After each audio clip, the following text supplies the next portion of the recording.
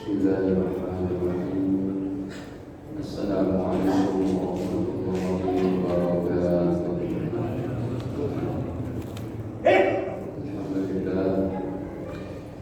الحمد لله الذي وفق من شاء من عباده لأفضل الطاعات بأكمل الكمالات.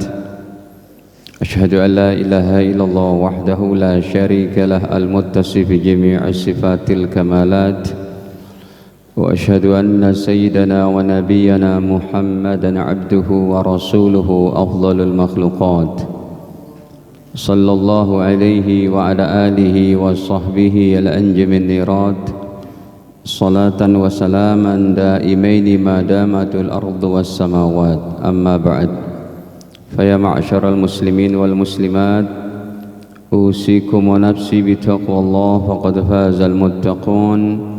قال الله تعالى: يا أيها الذين آمنوا اتقوا الله حق تقاته ولا تموتن إلا وأنتم مسلمون. Alhamdulillah, segala puji dan syukur yang patut kita panjatkan kepada Allah Ta'ala atas segala limpahan nikmatnya yang tiada terhingga untuk kita, terutama sekali nikmat iman Islam serta sehat afiat. Salawat beserta salam semoga senantiasa tercurahkan kepada Nabi Agung Nabi Muhammad sallallahu alaihi wasallam beserta keluarga, para sahabat dan juga kita umatnya, amin ya rabbal alamin. Hadirin, pembahasan terakhir kita pada 21 Agustus bab ke-196. Malam ini kita masuk bab 197 dalam kitab Riyadhus Shalihin Al-Imam Nawawi rahimahullah. Bab 197, Babu takhfifi rakaatayil fajri, bab menjelaskan tentang meringankan sholat sunnah qobliyah subuh. Jadi sholat sunnah qobliyah subuh itu nggak usah panjang-panjang sampai 10 menit gitu. Ringan-ringan aja. Ini babnya ya.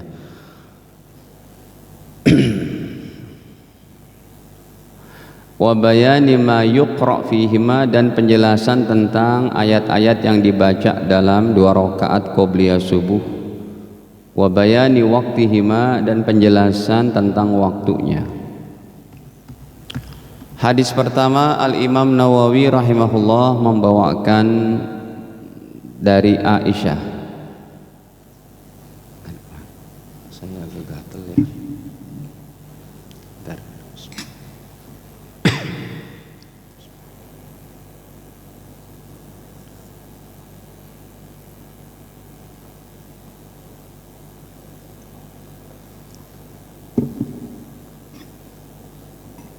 An Aisyata, dari Aisyah radhiyallahu anha, anna Rasulullah sallallahu alaihi wasallam kana, adalah Nabi sallallahu alaihi wasallam, yusolli rakaataini, beliau pernah salat 2 rakaat khafifataini, yang ringan, bainan nida'i wal iqamah, waktunya di antara azan dan iqamat, min sholati subhi, dari sholat subuh. Nah, ini yang udah kita bahas terdahulu. Pahala qobliyah subuh sangat hebat, yaitu mendapatkan kekayaan lebih baik dari dunia dan seisinya. Udah kita bahas terdahulu. Sekarang penjelasan waktunya, caranya, ringan-ringan aja itu. Berarti kalau ringan, bacanya ringan-ringan juga ayatnya, tapi pahalanya hebat. Makanya orang Islam, orang kaya di akhiratnya itu sangat kaya raya itu. Ya, karena 2 rakaat qobliyah subuh aja mendapatkan kekayaan lebih baik daripada kekayaan dunia dan seisinya. Itu baru sekali disolatin, belum setahun, 10 tahun, seumur hidup nggak pernah tinggal qobliyah subuh. Ya, dan ini hak Allah dan Rasulnya untuk memberikan ya modal kehidupan di akhirat dengan amalan ringan berpahala yang sangat hebat. Dan udah kita bahas terdahulu, kalau seseorang ketinggalan, belum sempat menjalankan qobliyah subuh, datang ke masjid udah terlambat, udah iqamat, dia boleh mengkodok pada waktu yang lain. Boleh dikodok setelah sholat subuhnya atau setelah terbit matahari. Kalau dikodok setelah subuh, bagusnya jangan di masjid. Dikhawatirkan orang-orang menyangka dia sholat ba'diyah subuh. Emang ada ba'diyah subuh? Khawatir orang lain jadi salah persepsi. Ya udah, pulang aja ke rumah. Boleh setelah subuh, boleh juga setelah terbit matahari.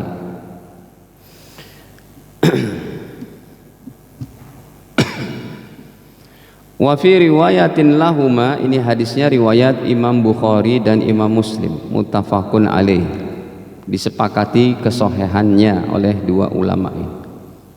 Wa fi riwayatin lahuma, dan pada riwayat daripada Al-Imam Bukhari Muslim juga, yusolli raq'atil fajri, Rasulullah salat 2 rakaat sunnah fajar qobliyah subuh, fayukhaffifuhuma, maka beliau meringankan 2 rakaatnya itu, hatta aqul, sehingga aku berkata, kata Aisyah, hal qara'a fihima bi ummil Qur'an, kayaknya Rasul nggak baca Fatihah tuh, padahal sih baca.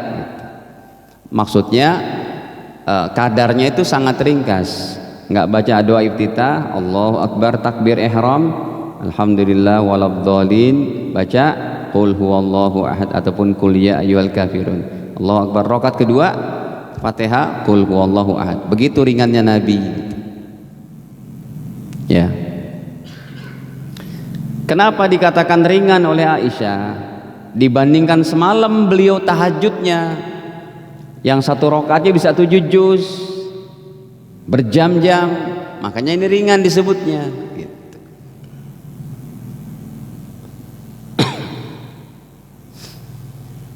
Ya kan? Pernah kan Rasul tahajud ya 1 salam atau 1 rakaat itu bacanya 7 juz. Hadisnya 1850 dalam Sahih Muslim. Bahkan beliau tahajud berjamaah sama Sayyidina Huzaifah ibnul Yaman, bersama Anas bin Malik, bersama Huzaifah, bersama Abu Hurairah, bersama Ibnu Abbas. Banyak nih hadis tahajud berjamaahnya Nabi. Nah, dikatakan ringan oleh Aisyah karena Aisyah tuh memperhatikan sholat-sholatnya Nabi di rumah beliau. Satu waktu ini sholatnya sangat istimewa sekali. Ya, kata Huzaifah, "Shallaitu ma'an Nabi sallallahu alaihi wasallam." Aku pernah sholat bersama Nabi zata lailatin, pada satu malam sholat tahajud. Faftatahal Baqarah. Setelah Al-Fatihah beliau bacanya Al-Baqarah. Setelah Al-Baqarah selesai, faftahan Nisa, summa iftatahan Nisa, beliau buka dengan surat An-Nisa lagi. Al-Baqarah aja udah 3 juz setengah, surat An-Nisa aja 176 ayat.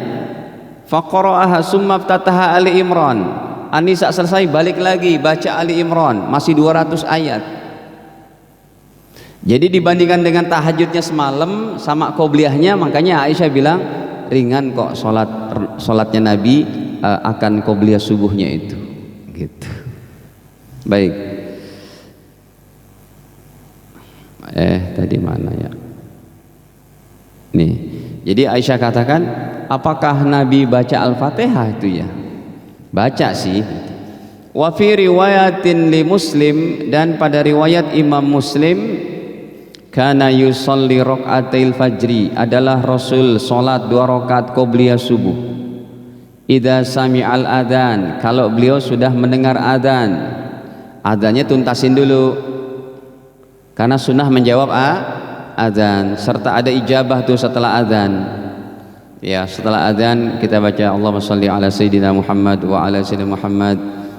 Ya, Allahumma rabb hadhihi da'wati tamma was salatil qa'imah ati sayyidina Muhammadanil wasilah wal fadilah wa syarafa wa ba'as maqamah mahmudan alladzi wa'adtah innaka la tukhliful mi'ad. Sama tambahannya begitu. Baca lagi. Asyhadu an la ilaha illallah wa asyhadu anna Muhammadan abduhu wa rasuluh. Raditu billahi rabba wa bi Muhammadir rasula wa bil islami dina, baru doa. Nah, setelah adzan selesai beliau salat 2 rakaat qobliyah subuh wa yukhaffifuhuma, dan beliau meringankan salatnya. Kenapa ringan salatnya? Yang pertama, karena beliau habis salat tahajud panjang-panjang. Yang kedua, karena mau juga menjalankan sholat wajibnya. Kalau sholatnya lama-lama, kasihan para sahabat juga nunggunya itu, karena mau berjamaah subuh. Ya, khawatir nanti kalau beliau sholatnya sampai 1 jam lagi keburu terbit matahari kan gitu. Makanya beliau ringankan. Ya, wa fi riwayatin, dalam satu riwayat yang lain, idza tala'al fajru, apabila sudah terbit fajar shadiq. Ya, fajar shadiq itu adzan itu. Maksudnya fajar di sini adalah fajar shadiq, sudah waktu adzan subuh. Karena yang disebut dengan fajar ada 2. Yang pertama fajar kadzib. Fajar itu yang bohong, waktu subuh yang bohong. Maksudnya bohong itu dia, kalau para ahli falak melihatnya itu pas bangun tahajud 2:30, dia kayak terangnya dari atas, tapi nanti berapa menit hilang gitu. Ya, ada pantulan cahaya, padahal sih nanti itu 2:30, nanti pas jam 4:30, nah baru dia tuh ya timbul fajar shadiq. Ya, kalau kita mah fajar shadiq gampang aja itu, lihat aja waktunya itu fajar shadiq. Aku pernah sholat bersama Nabi zata lailatin, pada satu malam sholat tahajud. Kemudian hadis selanjutnya dari Hafsah. Ini orang rumah Nabi semua nih. Ya, ya. Tadi Aisyah.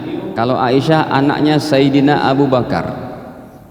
Ya, ini juga istri Nabi yang lain Hafsah. Ini anaknya Sayyidina Umar. Dan ini pernah dicerai oleh Nabi, tapi dirujuk. Ya, Allah kasih wahyu kepada Nabi, kamu rujuk. Ya, fa innahu qawwama sawwama. Karena Hafsah adalah rajin puasa sunnah, rajin tahajud. Nah, sekarang beliau meriwayatkan hadis ini, tapi beliau tidak secerdas Aisyah, karena Aisyah mengumpulkan hadisnya itu sampai 2100 sekian hadis. Kalau ini nggak ada hitungannya di bawah, tidak ada 1000 ke atas. Hafsah tidak begitu banyak meriwayatkan hadis. Baik, jadi putrinya Sayyidina Umar.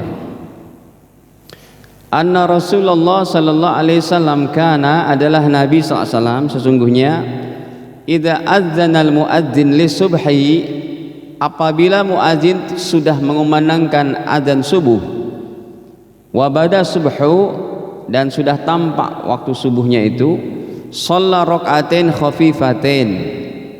Hafsah juga meriwayatkan kayak Aisyah tadi, maka Rasul salat 2 rakaat yang ringan. Ya, ini sudah maklum ya hadis-hadis kayak begini. Muttafaqun alaih, riwayat Imam Bukhari Muslim. Dalam riwayat Imam Muslim yang lain, kana Rasulullah SAW idza tala al-fajru, adalah Rasul apabila sudah terbit fajar shadiq, la yusalli illa rakaatain khafifatain, maka beliau tidak sholat kecuali 2 rakaat yang ringan. Hadis ini jangan dipahami kecuali 2 rakaat yang ringan berarti nggak boleh sholat lebih dari itu, karena keadaan Nabi udah di masjid. Jadi ketika adzan berkumandang, Rasul udah sholat 2 rakaat yang ringan. Ya, Nabi kan rumahnya di sini nih. Jadi adzan selesai beliau dengar, udah. Nanti iqamat beliau tinggal keluar gitu. Berarti boleh Ustadz sholat lebih dari 2 rakaat antara adzan dan iqamat subuh? Boleh. Contohnya kasusnya kayak bapak-bapak sekalian, datang dari rumah ke masjid berwudu. Pertama masuk masjid, tahiyat masjid 2 rakaat, udah 2 rakaat. Yang kedua sholat ba'dal wudu, udah 4 rakaat. Yang ketiga baru sholat qobliyah subuh 6 rakaat. Boleh itu, jangan salah dipahami. nggak usah tahiyat masjid loh, baca hadis yang cuma satu tapi dikaitkan dengan hadis tahiyat masjid, hadis syukur wudhu. Ini kalau mengartikan hadis cuma dengan satu, bahaya nih. Saya dengar pengajian, satu kelompok pengajian, dia bawakan hadis sahih riwayat Imam Bukhari Muslim atau Imam Muslimnya. Ada seorang anak muda bunuh diri dengan tombak. Si ustadznya itu dengan lantang berkata, ini hadis sahih Muslim. Contoh seseorang yang menggunakan cuma satu hadis itu berbahaya. Jangan cuma satu hadis, dia harus buka lagi kitab-kitab lain, penjelasan para ulama-ulama salaf dan khalafnya. Contohnya ini, jadi fatal cuma mandang satu ini. Utiyan Nabi SAW birojulin, Rasul didatangi jenazah seorang laki-laki, qatala nafsahu, yang bunuh diri, bimasyaqis, dengan tombak bermata besar. Falam yusolli alaih. Tuh lihat, Rasul nggak nyolatin, tuh lihat. Ya, Rasul nggak nyolatin. Berarti kalau ada yang mati bunuh diri nggak usah disolatin dia, karena dia kafir. Wah, berbahaya. Makanya dijelaskan oleh Imam Nawawi, maksudnya hadis ini, satu hadis ini, orang yang bunuh diri itu tidak disolatkan oleh Nabi, tetapi disolatkan oleh sahabat. Jadi tokoh pemimpin masyarakat, tokoh masyarakat itu kalau ada orang bunuh diri maka tidak disolatkan oleh pemimpin umat Islam, tapi disolatkan oleh umat Islam yang biasa. Tujuannya supaya menjadi pelajaran bagi orang-orang yang masih hidup. Kalau kamu bunuh diri, kamu tidak mendapat berkah doa orang-orang soleh. Justru kalau jenazahnya nggak disolatin, dosa semua sekampung itu. Ini Rasul sudah melihat sahabat menyolatkan, ya sudah, saya tidak menyolatkan, kata Nabi, karena udah disolatin sebagai pelajaran, begitu ya. Ini contoh satu hadis nih. Ya, baik.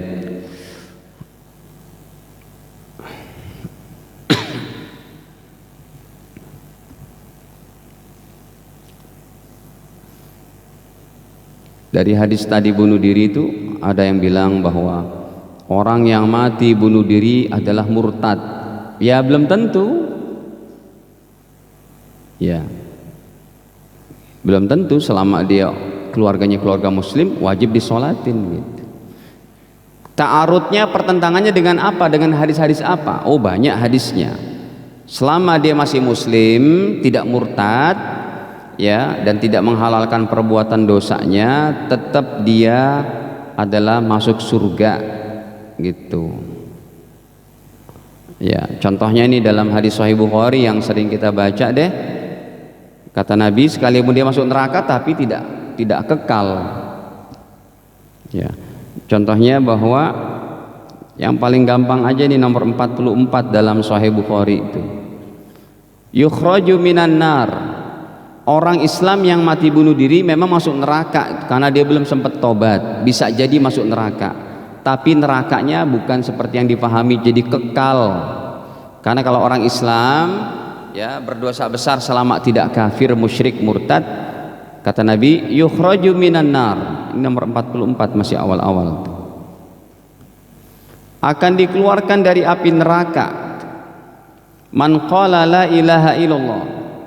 Seseorang yang masih memiliki kalimah tauhid la ilaha illallah, wa fi qalbihi wazna sya'ira min khair, sekalipun imannya segede biji sawi.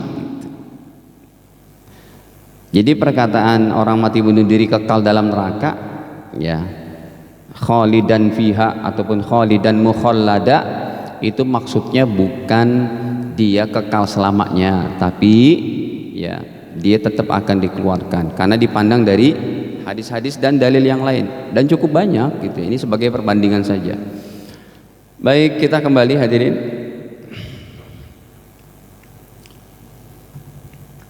Ini sudah dari Hafsah. Sekarang dari Abdullah bin Umar. Ya, ini yang meriwayatkan anak-anak muda semua nih hadis-hadisnya. Aisyah ketika mendengar hadis itu masih usia berapa? 15-16 tahun. Hafsah seperti itu juga. Abdullah bin Umar, ya Hafsah agak tuaan, tapi bukan tua banget begitu. Abdullah bin Umar masih anak muda ini. Ya. Beliau berkata, karena Rasulullah sallallahu alaihi wasallam adalah Rasul sallallahu alaihi wasallam yusolli minal laili masna masna. Rasulullah kalau salat malam itu 2 rakaat. Wa yutir bi rakaatin min akhiril lail. Dan beliau salat witir 1 rakaat min akhiril lail. Ketika kami ngaji di Pakistan, ulama-ulama Pakistan tuh nggak pakai hadis ini, karena mereka sholat witir nggak boleh 1 rakaat. Kalau kita boleh. Ini hadisnya Sahih Bukhari Muslim. Alasan mereka ini khusus untuk Nabi katanya. Memang banyak takwil, banyak ini madhab Imam Hanafi itu. Nah, Rasul SAW pernah sholat witir 1 rakaat min akhiril lail, di akhir malam. Wa yusolli ar-rak'ataini, dan beliau salat 2 rakaat qabla salatil ghadati, sebelum salat subuh. Jadi al-ghadah di sini artinya subuh. Sinonimnya berarti al-ghadah, subuh, fajar. Itu sama tuh artinya tuh. Ya, kayak hadis salat isyraq, man sholal ghadata. Nabi enggak bilang man sholla subha, tapi man sholal ghadata, siapa yang sholat subuh berjamaah, berzikir sampai terbit matahari, sholat 2 rakaat, maka dapat pahala haji umroh sempurna. Itu Rasul pakai kata-katanya apa? Al-ghadata, bukan subuh. Ya, apa itu? Hadisnya riwayat Imam Tirmidzi. Jadi memang banyak nih bahasa Arabnya apa? Subuh itu sinonimnya banyak, persamaan katanya itu. Nih contohnya dalam hadis Imam Tirmidzi, ya, bahwa Nabi bersabda, man shallal ghadata, mana sih, siapa yang sholat ghadah tuh, sholat subuh, fi jama'atin, kemudian berjamaah sholatnya, summa qa'ada yadhkurullah, habis sholat dia duduk berzikir atau baca Quran atau ikut pengajian kalau ada taklim subuh, hatta tatlu asyamsu, sampai terbit matahari, summa shalla rak'atain, kemudian sholat 2 rakaat, kanat lahu ka'ajri hajjatin wa umroh, maka pahalanya seperti haji dan umroh, tamah sempurna, tamah sempurna, tamah sempurna. Nah, ini padanan katanya Rasul pakai kata-kata bukan subha, bukan subuh, tapi al-ghadata gitu. Nah, ini juga nih dilanggengin nih Bapak Ibu, minimal sepekan 2 kali, sepekan sekali kita ada sholat apa isyraq. Kalau nggak bisa tiap hari, ya, karena dia beritikaf dulu tuh sampai terbit matahari. Ya, kalau diselingi dengan tidur nggak dapat. Itikaf tapi tidur di masjid nggak dapat pahala sunnah biasa, bukan pahala haji umrohnya. Jadi kalau mau dapat pahala ini, baik ikut kajian ataupun apa, duduk zikir sampai terbit matahari, itu ada waktu isyraq 5:44 tambah 10 menit ke depan atau 15 menit. Nah, itu baru dapat pahala haji dan umroh.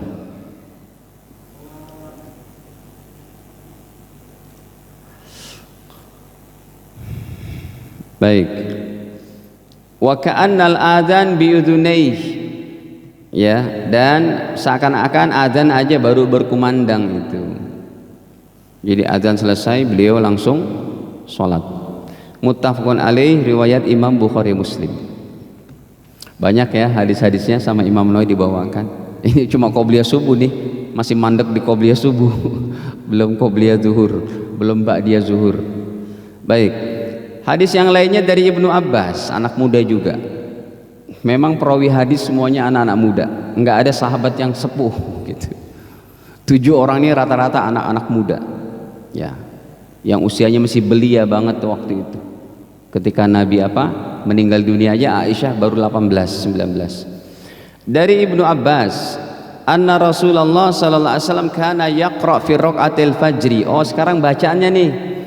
Sesungguhnya Rasul membaca pada 2 rakaat qobliyah subuh, fil ula minhuma, rakaat pertamanya beliau baca qulu amanna billahi, tapi cuma 1 ayat aja itu. Qulu amanna billahi wa ma unzila ilaina wa ma unzila ilaikum wa ilahuna wa ilahukum wahidun wa nahnu lahu. Ya. Wa fil akhirah minhuma, dan pada rakaat keduanya 1 ayat dibaca. Amanna billahi washhad bi anna muslimun, bi anna apa bi annana nih. Kalau ini sih surat apa itu?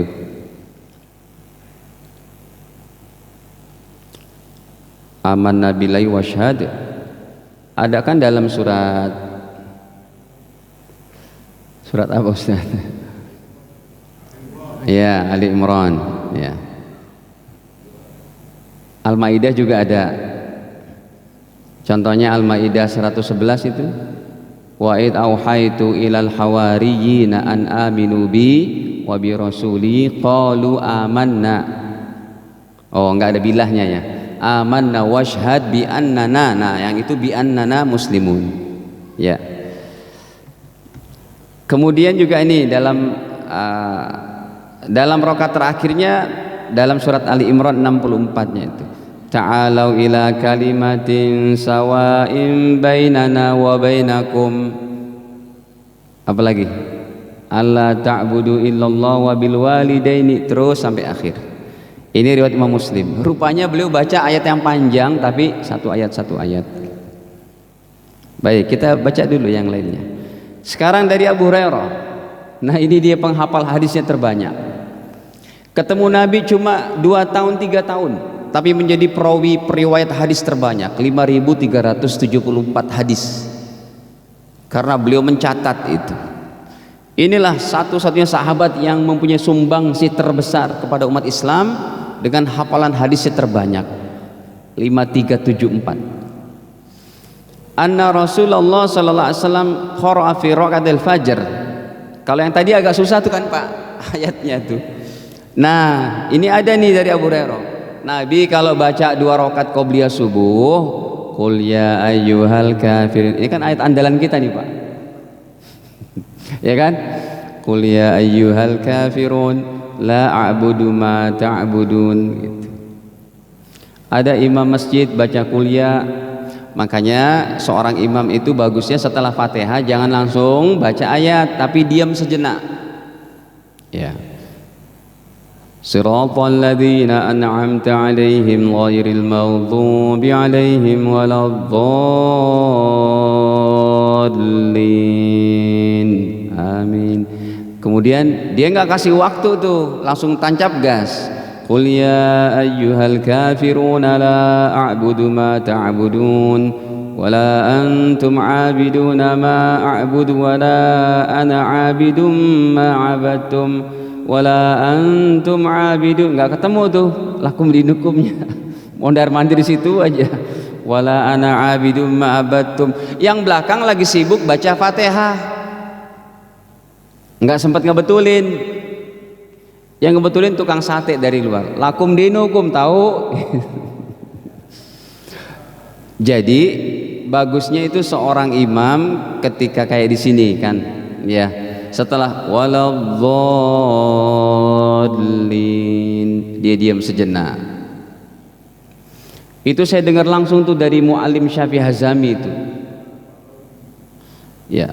Kata Mu'allim Syafi'i Hazami rahimahullah, guru besar umat Islam pada zamannya. Kebetulan kita sering ngaji sama beliau, meninggal tahun 2006. Saya masih ingat perkataan beliau. Salah satu ciri seorang imam yang ngerti ilmu, setelah waladdallin dia kasih jeda. Dulu kita belum ngaji hadis, belum tahu dalilnya. Setelah ngaji hadis, oh ternyata ada dalilnya itu. Rasul kalau habis waladdallin diam sejenak.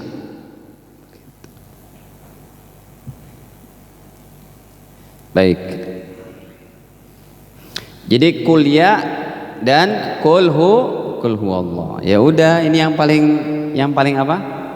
Ustadz, boleh nggak saya bukan kuliah kulhu tapi inna atoina Ustadz? Lebih ringkas.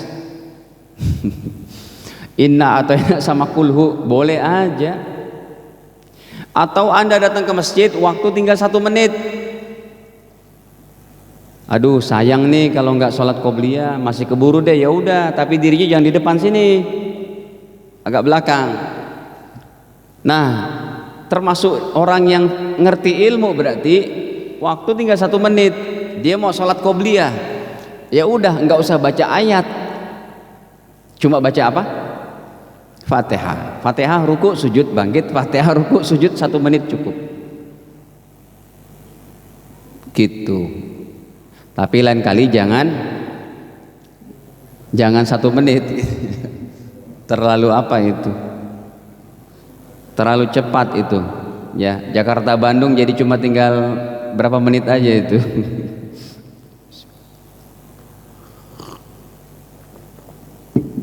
Sudah. Nih, hadisnya saya tampilin nih. Hadis yang dulu kita dengar dari muallim itu, bukan, beliau nggak bilang hadis. Sebagian dari imam yang ngerti ilmu fikih, dia setelah waladhdallin diam sejenak. Ketika kita ngaji ilmu hadis, ternyata ada hadisnya. Ini saya tampilkan hadisnya. Allahu Akbar. Apa sih bahasa Arab itu? Saktata. Nih, dari Qatadah ditanya itu. Ya, mahatani saktatan. Wahai Qatadah, mahatani saktatan. Itu Rasulullah ada 2 kali waktu diam ketika sholat. Itu waktu diamnya Nabi apa-apa aja tuh, kok beliau diam itu ada 2 poinnya itu. Qatadah menjawab, idza dakhala fi sholati. Yang pertama, kalau habis takbir ihram, Allahu Akbar, beliau diam baca doa apa?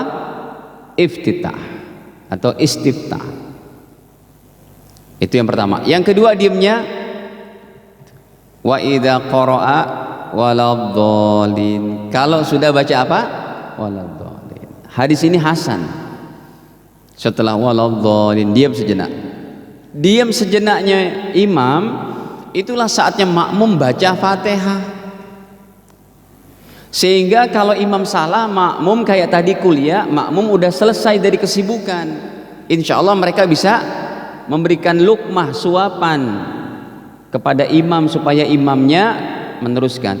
Ya, la a'budu ma ta'buduna wa la antum 'abiduna ma a'budu wa la ana 'abidum ma 'abadtum wa la antum 'abiduna ma a'budu wa la ana 'abidum ma 'abadtum. Kan enggak ketemu-temu tuh. Nah, makmumnya kan dengar lakum dinukum. Baru imam sadar, lakum dinukum. Kadang ada orang ngeblank begitu. Itu manfaatnya kalau imam berikan jeda, makmum udah baca Fatihah, baru imam baca ayat, baca surat, begitu. Ya. Kita ngaku mazhab Imam Syafi'i, jarang di masjid-masjid saya lihat kayak begini nih. Kecuali imamnya santri gitu. Ulama yang nyantri, yang ilmunya dalam, ya. Ngakunya mazhab Imam Syafi'i, masjidnya kunutan. Waladhdallin, amin, bismillahirrahmanirrahim. Kapan makmumnya baca Fatihah? Kan imam lagi baca, kita mesti dengerin itu. Akhirnya imamnya sibuk baca ayat, makmumnya sibuk baca ayat. Jelek jadi itu. Inilah kalau ngaku-ngaku tapi ngajinya nggak bener, ngajinya kurang dalam maksudnya. Baik. Udah. Ada yang tanyakan sampai sini, Pak? Silakan. Ya. Banyak banget, Pak.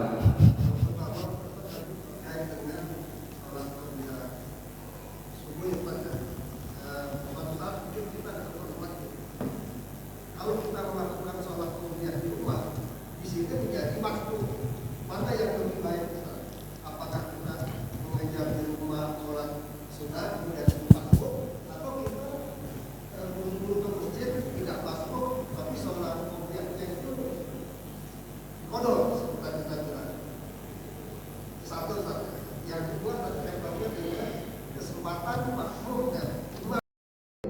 Kemudian makmum kan membaca Fatihah. Nah, pada saat Fatihahnya belum selesai, umpamanya baru 3 ayat gitu ya, imam sudah melanjutkan pembacaan surat. Apakah si makmum berhenti atau melanjutkan, Ustaz? Fatihahnya itu. Terima kasih, Ustaz. Baik. Qobliyah di rumah lalu berjamaahnya masbuk, atau qobliyah di masjid tetapi tidak masbuk. Ya, ini sih udah jawabannya itu dua-duanya sih tetap boleh. Jadi tarik-tarikan akan kebaikan, Pak Haji. Enggak apa-apa ini dua-duanya, tarik-tarikan akan kebaikan. Sebab kalau Bapak mengutamakan sholat qobliyah di rumah, ada hadisnya. Sementara kalau kita tinggalin qobliyah di rumah dan kita ngejar supaya tidak masbuk, dapat apa? Dapat takbir pertama imam, ada hadisnya. Seafdal-afdalnya sholat di awal waktu bersama imam. Jadi tarik-tarikan akan keafdolan, ya.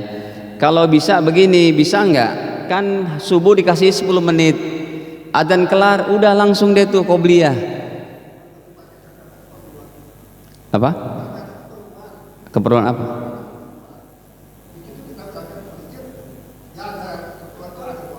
Oh, kalau ada ya itu kan sekali-kali aja, ya, sekali-kali aja. Kalau bisa pegang semuanya, yang terbaik adalah qobliyah di rumah. Yang terbaik qobliyah di rumah dan dapat takbir ihram imam, ya, dapat takbir ihram.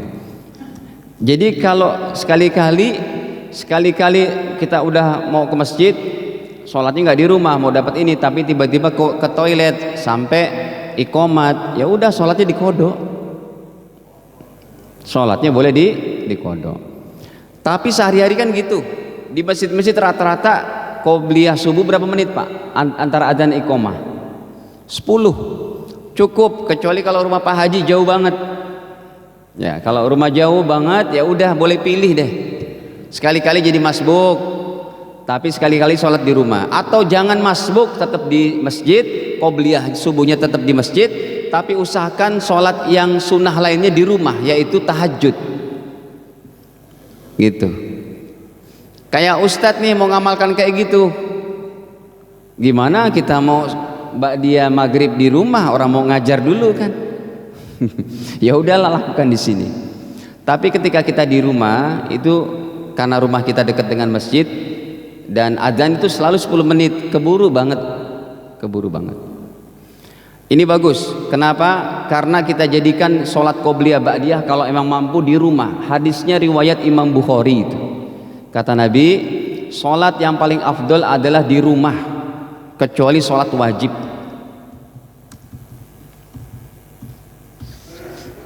Nih, kata baginda, inna afdalas sholatul mar'i, sesungguhnya seabdol-abdolnya sholat adalah sholatnya seorang hamba. Tuh. Afdalus sholatu sholatul mar'i, seabdol-abdolnya seorang hamba fi baitihi, di rumahnya, illal maktubah, kecuali sholat wajib di masjid. Jadi bagus, diusahakan aja. Kalau emang dekat rumahnya, qobliyah di rumah. Kalau emang satu waktu mules atau gimana, ya udah dikodok. Cuma jangan pernah ninggalin qobliyah subuh. Rasul tidak pernah tinggalkan qobliyah subuh sekalipun musafir. Padahal qobliyah duhur, ba'diyah duhur, qobliyah asar, maghrib, isya itu Rasul tinggalin, tapi qobliyah subuh beliau tidak tinggalkan. Dah. Yang kedua, apa tadi? Berhenti sejenak sebelum kelar. Makmumnya baru sampai iyyaka na'budu wa iyyaka nasta'in. Imamnya udah baca. Jawabannya tetap makmum melanjutkan, karena kalau makmum bacaan Fatihahnya tidak 7 ayat, tidak sah sholat makmum. Hadisnya riwayat Imam Bukhari, Muslim juga. Baginda bersabda, la sholata liman lam yaqra bi Fatihatil kitab, tidak sah sholat seseorang yang enggak baca surat Fatihah. Nih, hadisnya itu Bukhari, Muslim. La sholata, tidak sah sholat seseorang liman lam yaqra bi Fatihatil kitab, yang enggak baca surat Fatihah. Jadi kalau imamnya makmum baru iya kan na'budu wa iyyaka nasta'in, imamnya udah baca tuh lillahi ma fis samawati, dia tetap lanjutkan, makanya agak cepet dikit, siratal ladzina an'amta 'alaihim ghairil maghdubi 'alaihim waladdallin, begitu tetap dilanjutkan. Nah yang paling gak enak pemandangannya itu imamnya habis waladdallin langsung baca ayat, itu kita ribet dah tuh. Ribet banget. Allah alam. Hadirin, ini saja dulu dari kajian kita. Semoga Allah Ta'ala mudahkan kita untuk mengamalkannya dan menyampaikan kepada yang belum mengetahui. Kita akhiri dengan kafar majlis. Subhanakallahumma bihamdik, asyhadu an la ilaha illa anta astaghfiruka wa atubu ilaik. Wassalamualaikum warahmatullahi wabarakatuh.